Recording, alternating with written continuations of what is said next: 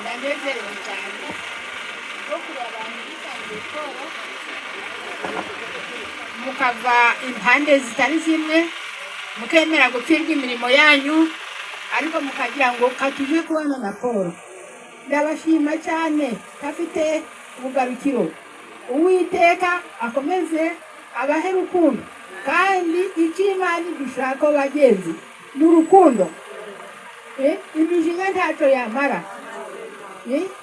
None ndi kubashima nta ndibuze kuvuga byinshi kandi ndongera gushima honarebo umuntu ntacyo tugira twabanye kera cyane ni inshuti yacu nka family.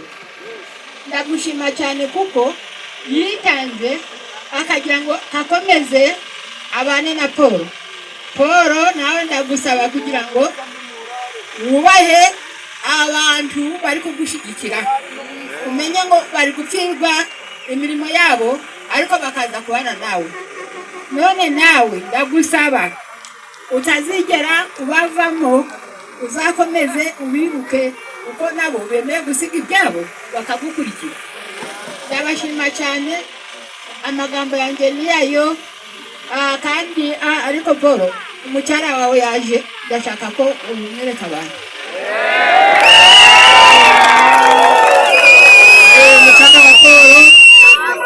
Umucyara wa Paul yurire. Umucyara wa Paul